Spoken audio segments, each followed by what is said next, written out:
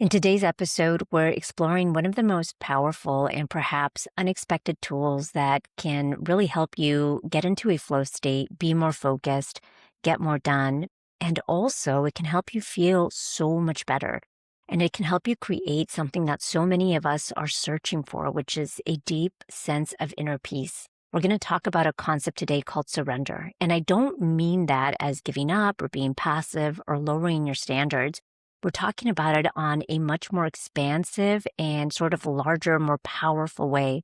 And we're going to explore it through the lens of neuroscience, psychology, and ancestral wisdom. You're going to learn why this practice has been taught across cultures for thousands and thousands of years. And you'll see that surrender is not about giving up. It's not actually even the opposite of power. It may actually be sort of an invitation or a doorway towards our own sense of deeper inner power. So if there's anything in your life right now causing you stress, anxiety, frustration, or fear, you are going to want to stay with me because this episode is for you. Welcome to The Authentic Path. I'm your host, Dr. Vanessa Calderon, Harvard-trained physician and healer. I integrate science and ancestral wisdom to support you in creating the success you desire in all areas of your life. I'm so glad you're here. Let's get started. Hi, friends. Welcome back to The Authentic Path. I am so happy you're here. I have been thinking about this episode for a very long time, and I know it's an incredibly important topic that I am bringing to you today. And I sort of experience it with a lot of reverence and a lot of humility because for two reasons. One, I think this topic is incredibly important and creates so much peace in folks when they start to practice it. But I also know that it can be a hard pill to swallow for a lot of people. So what we're talking about today, this concept of surrender, the way I'm going to introduce it to you is share with you what it actually is. I'm going to define it for you. And then we're going to talk about why it matters. And then we're going to explore the concept of surrender, both through the lens of ancient wisdom, but also through the lens of human physiology, like what's happening to our mind and to our body when we practice surrender. And then at the end, I'm going to just share with you some ways that you can start practicing it today. So when I think about what surrender is, I think it's really important to start with what it is not. So surrender in the way we're talking about it today does not mean giving up. It does not mean apathy, and it does not mean defeat. What it actually is being open to this concept of divine intervention, to a benevolent consciousness working in your favor. And you can call that whatever resonates with you. Call it God, call it the universe, call it super consciousness, whatever resonates with you. Just think about it as this sort of energy, benevolent energy that's always working in your favor. Now, I know this can sound incredibly naive, and this is especially true if you've had to overcome some really hard stuff in life, or if you look around you and the world seems like it's on fire. So what I'm going to do today is I'm going to introduce you to a concept that you might push back on, and that's okay because skepticism is incredibly healthy, and it's really, really important for all of us to have healthy skepticism. I can tell you right now, I am one of the biggest skeptics in the world, but skepticism is not the same as cynicism. Cynicism means negativity and just being closed. Skepticism means being curious and being open. So what I'm going to ask you to do as you listen to this episode is not necessarily believe and adopt everything I'm sharing with you, but be open to it and consider it potentially as a working assumption. And just start to notice what happens in your body when you do. Because what I have found through my own lived experience and through the lives of all of the folks that I coach, and I coach really smart, high-performing leaders and high-performing professionals, high-performing entrepreneurs, is that living as if this concept of surrender or benevolent energy working in our favor, living as if that's true, changes so much about how you see the world around you, how you feel inside, and how you start to move through life. And it changes all of it for the better. One last thing that I want to just briefly introduce here is something that I think is so important because the more and more I sat with and I started to practice surrender, what I started to realize is surrender is actually the ultimate act of courage.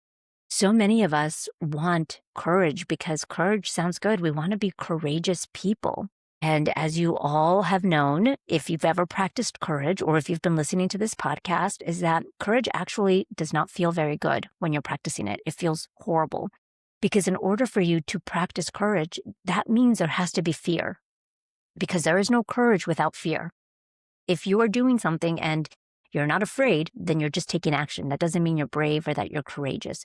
Courage means you're doing something when there's fear present, and that feels really hard. It can feel really uncomfortable. I'll tell you from personal experience, I've had to take a lot of courageous action, and it feels so uncomfortable. And the way I think about surrender is I think about it as the ultimate act of courage. And I think about it as this incredibly important act of a spiritual warrior.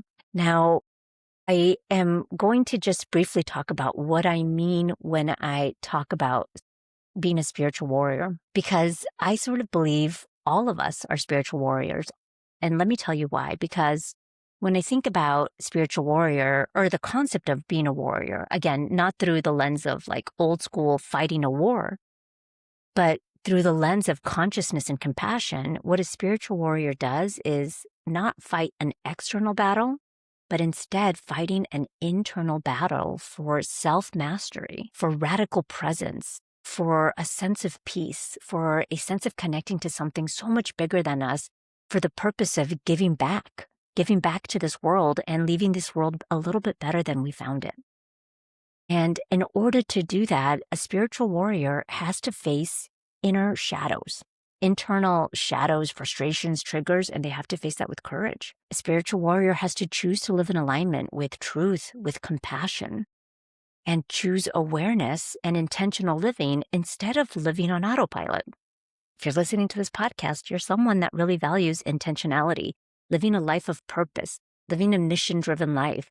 And that requires us to do things that are a little bit out of normal because most people are walking around sort of doing things based on social programming and autopilot. And if you're listening to this podcast, it's because you have started to question all of that because you know that that probably doesn't serve you to become your highest self, to live in alignment with your sort of, I would say highest self or your divine self. And the reason why this matters is because every time you as an individual choose to do that, choose to face your inner shadows, choose to live in alignment with truth and compassion, choose intentionality instead of being on autopilot, every time you do that, you are actually elevating and expanding your consciousness. And this matters because when you elevate your consciousness, instead of, reacting from fear, what you start to do is you start to pause and respond from intention, from purpose, and from a place of love. And what that allows other people to do is it gives other people the safety to do the same thing.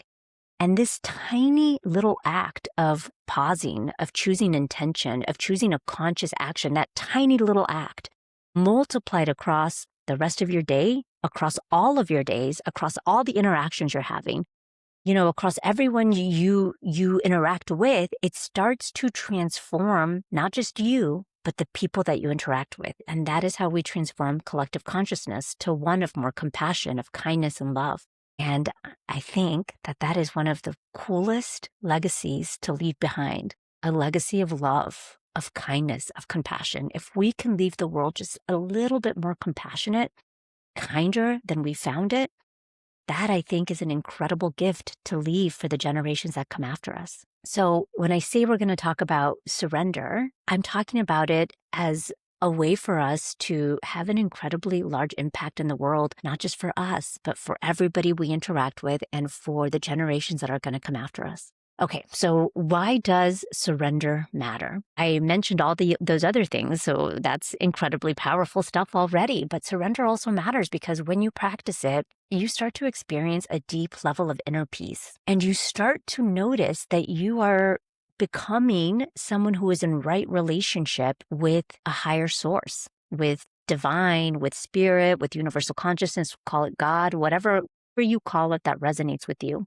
And what it does is it reminds you that you are not alone. You are not walking this planet by yourself. You are, in fact, in partnership with something so much bigger than you. And I think that's so important because there are going to be many times in our life when we feel tremendous grief. if you want to live this life really big and you want to experience unconditional love and you want to just give yourself to somebody with love, on the other side of that is grief. And so in order to live life big, you have to be open to experiencing grief. If you want to set big goals, you have to be willing to feel failure and experience failure. And it's in those tremendous moments of grief and of pain where we can lean into this concept of surrender, because we can remember that we are not alone, that we are not facing this by ourselves, that we are in partnership with something so much bigger than us. And I think that that is just an incredible, beautiful thing to always remember.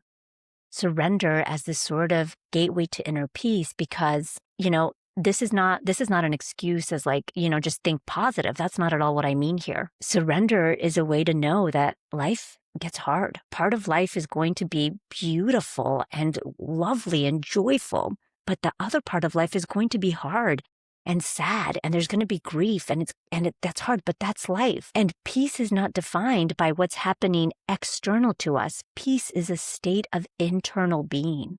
And that is what's possible for you when you practice surrender, because life can get hard, but that doesn't mean that you can't experience peace through the stuff that's hard. I just think about when my mom got really sick and when she passed away many years ago, about 3 years ago now.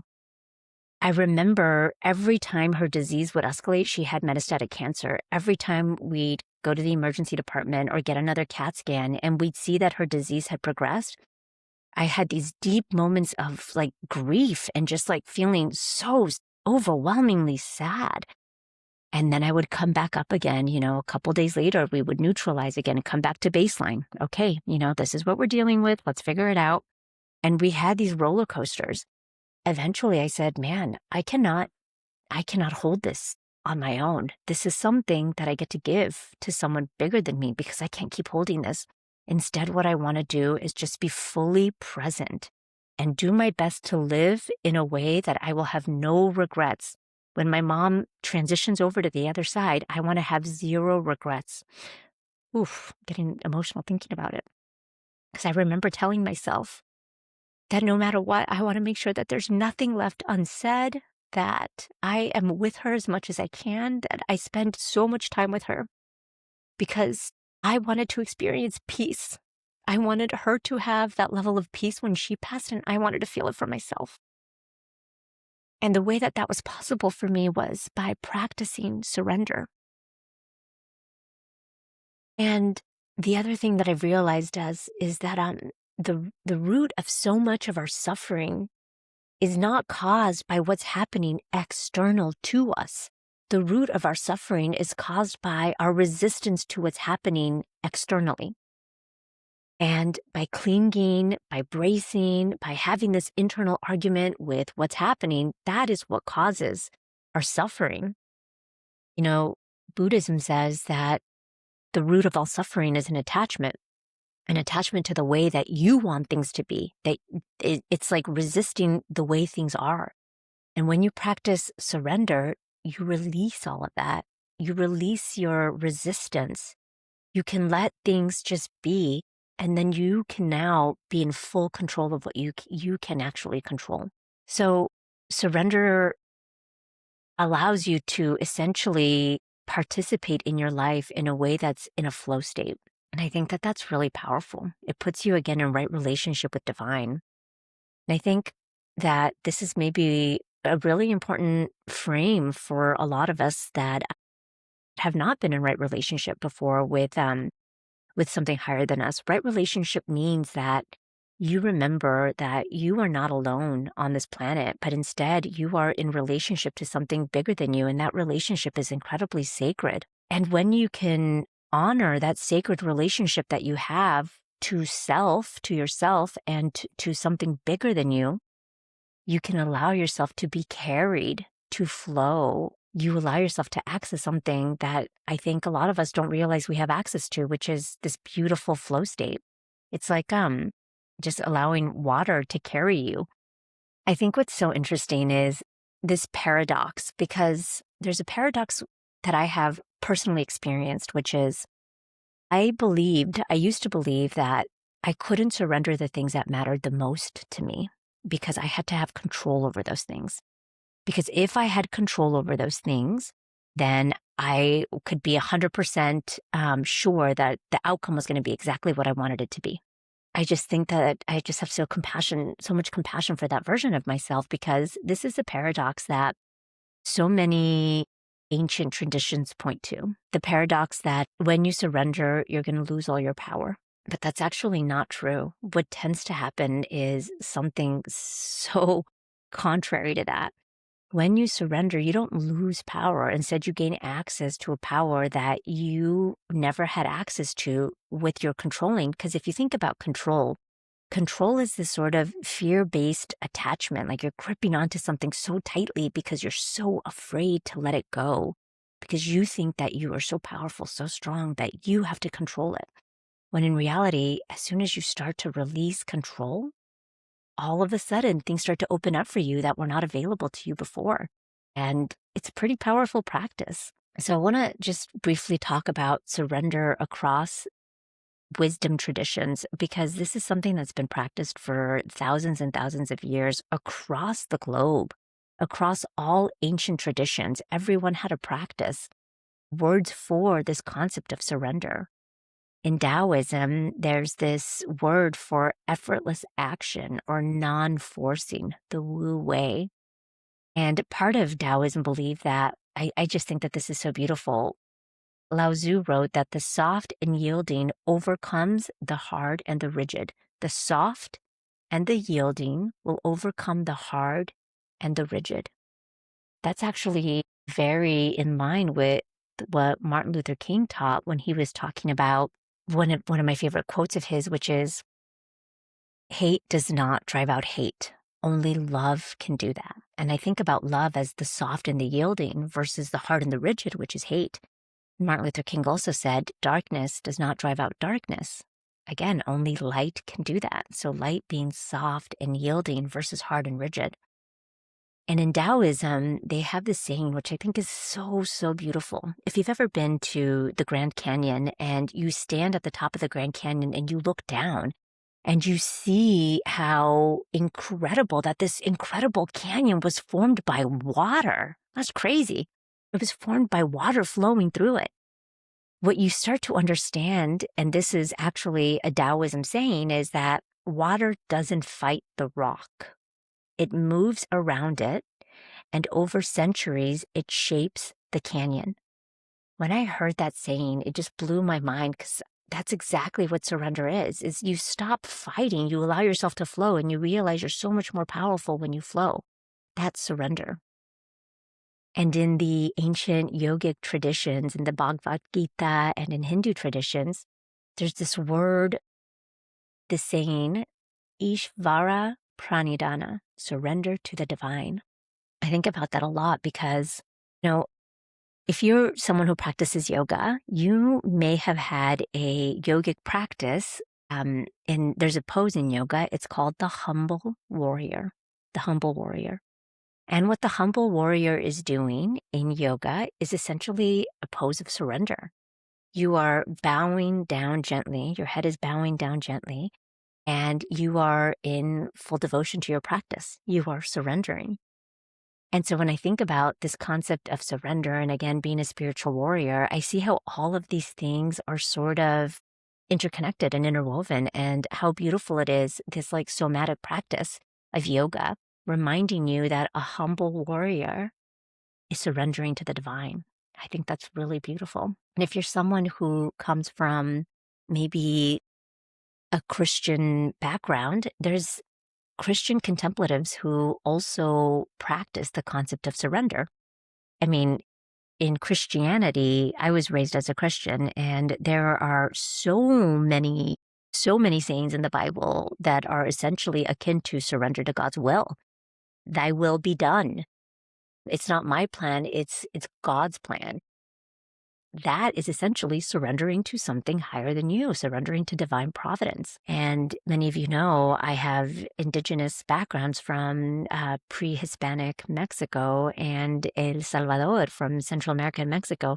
And many ancestral traditions, not just the ones from like Latin America, but also the Lakota, the Yoruba, the Celts across continents, they all knew the same thing, which was this: that human beings are not the center of the universe. That instead, what we are is we are this thread in a vast web, all around us in connection to something so much bigger than us. And we can surrender to Mother Earth, to the river, to the wind, to our ancestors who walked before us. Not because we don't have our own power, but because when we are in right relationship with Mother Earth, with the divine, when we can surrender, we are able to flow. And that requires a deep level of both humility and being open and trusting. I sort of explained to you what surrender is, why it matters, and we talked about surrender through the lens of this ancient wisdom and ancestral traditions. And I want to talk a little bit about surrender when it comes through the lens of human physiology and psychology. So, what is happening to our body and our mind when we practice surrender? So, the nervous system essentially speaks two languages. When we talk about surrender, we have two modes of operating in our nervous system. We have the mode of our sympathetic nervous system, which is sort of fight flight, the fight flight response designed to protect you. And we have the parasympathetic nervous system, which is our rest and digest, our resting state, okay? Also known as polyvagal theory, our parasympathetic nervous system. So most of us, without knowing it, are living with this chronic activation of our sympathetic nervous system. And chronic activation of our sympathetic nervous system means that we have a ton of stress hormones constantly, overwhelming our body, overwhelming our nervous system. And we think that that's just baseline. We think that's normal. We think deadlines, running all over the place, not being like lying down at night and thinking about all the things you didn't get done throughout the day, that's just normal. Or having to go on vacation, but before you can actually enjoy your vacation, you need a day to reset.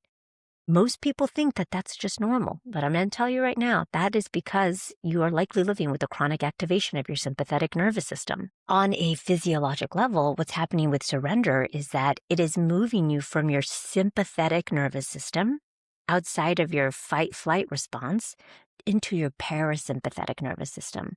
So it is sending a signal to your body that you are safe, that you can turn off your stress response, and that you can just be present. And it's kind of powerful because this is not just words that I'm saying. You can actually measure this. You can measure this through your heart rate variability, through your respiratory rate, and through your hormone levels.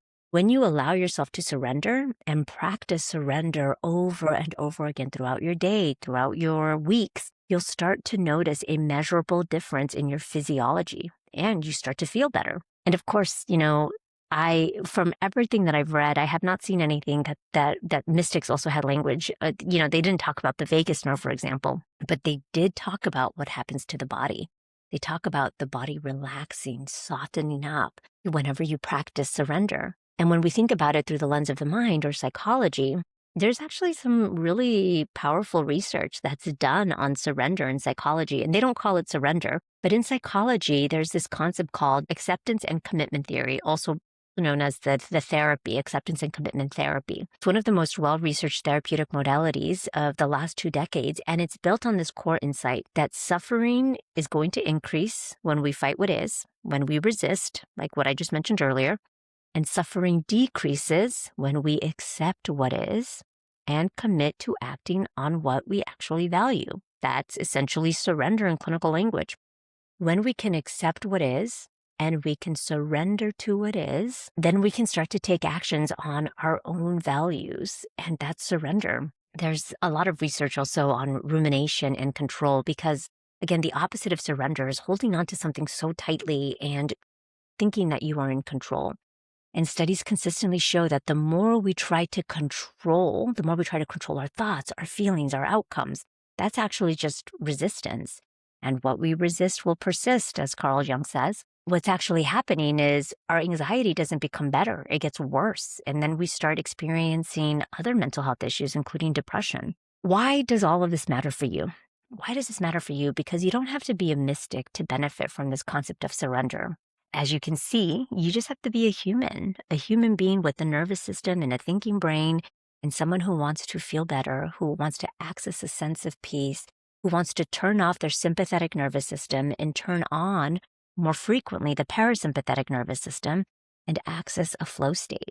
So if that is you, then this is for you. I want to just shift now and talk about how we can start to practice surrender. So I'm going to make this super, super, super easy because I'll tell you right now that the best places to practice surrender is anywhere you have fear.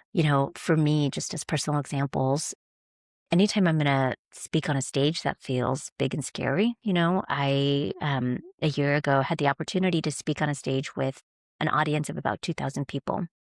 And that's the biggest stage I've spoken on. And it was a type of stage where there's a bunch of bright lights on you. There's these huge screens behind you that are essentially like recording you live so that the people way in the back can see you, and you can't really see the audience because the lights are so bright. I was super nervous. I was like, okay, this feels really scary. And so I practiced surrender. And so I'm going to just share with you how you can start to practice it. But you can practice it anywhere when there's something scary, when you have a big goal that you want to achieve and you're not exactly sure how to do it, but you want to do it. Or maybe you've recently been diagnosed with something, maybe a chronic illness, maybe cancer, and it feels like a lot for you to carry. These are all things that you can surrender to something bigger than you. So a simple practice that you can take with you is this.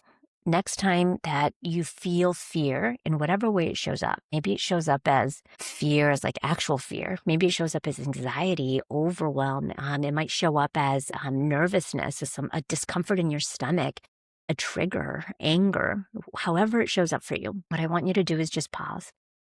And this is what I do. I place my feet flat on the ground because I want to feel grounded and connected to the earth. And then I place my hands on my heart and I leave my shoulders nice and open with my heart open, and I put my hands on my heart and my head up nice and tall, connected to divine. And I say out loud what I'm experiencing. I say, okay, I notice the fear of this or this or this, whatever it is. I notice the feeling of this. I notice I'm afraid of this outcome. I'm afraid of this control, and I cannot carry this on my own. And so then you can offer it up. So you pause. Stand with your feet flat on the ground, name what you're experiencing, and then offer it up to whatever you call your higher power, divine, source, the universe, consciousness, higher consciousness. And you can just say, okay, I surrender this to you, and I ask for whatever's in my highest and greatest good to be created. I release this to you, and I ask for whatever's in my highest and greatest good. That's it. That's all you have to do. And all you need to do after that is just ask to be supported, ask to be guided. I ask for peace. I ask for my highest outcomes. I ask for health. I ask for the doctor's hands that are going to treat me to come from love and to be ready to take care of me. Whatever it is you want to ask for, you have the capacity to ask for it.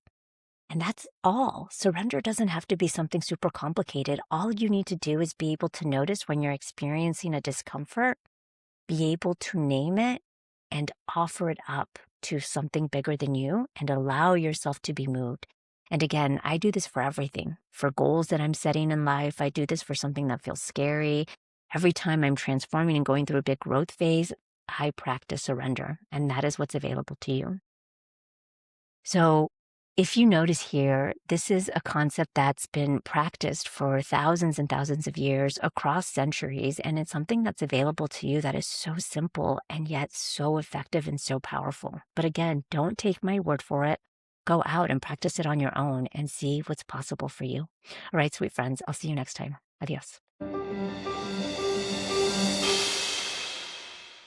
Hey friends, if this episode resonated, please take a quick second and leave a review, share it with a friend, or post it to your community. It's how we keep helping others who are walking a similar path, and how together we grow the movement of consciousness in business, leadership, and life. Thank you again for being here, and I'll see you next week.